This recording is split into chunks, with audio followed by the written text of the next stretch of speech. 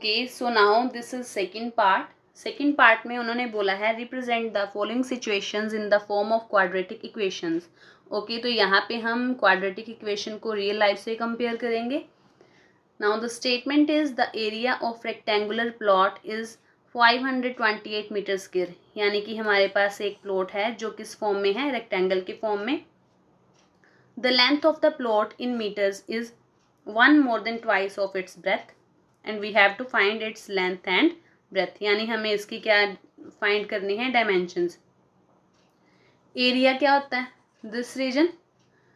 Okay, area हमें given है तो हम पहले इसकी डायमेंशंस को लेट कर लेते हैं। जैसा कि आप स्टेटमेंट में देख सकते हो, ब्रेथ जो लेंथ है वो ब्रेथ के ट्वाइस प्लस 1 इक्वल है, तो हमें क्या लेट करना पड़ेगा, पहले breadth. So let x be breadth of plot। Okay,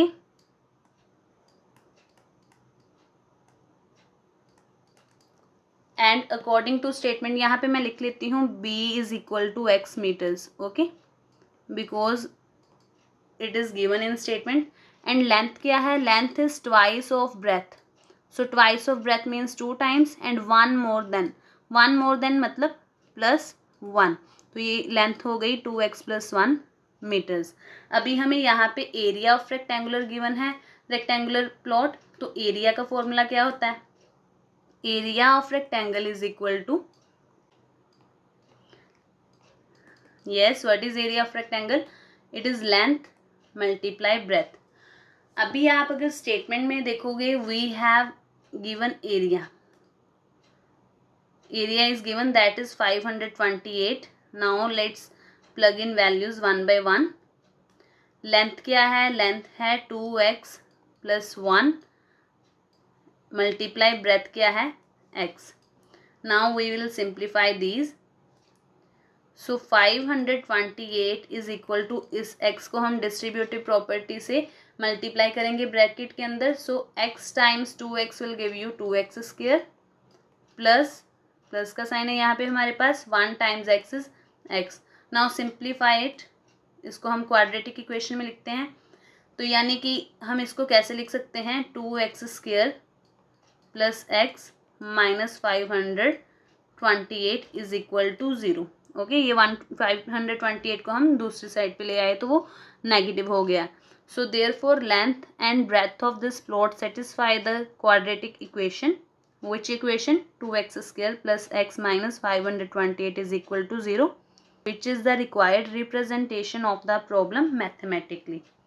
okay, यही हमें उन्होंने बोला था, we need to find length and breadth of the plot, तो वो हमने फाइंड की है, that is x and 2x + 1।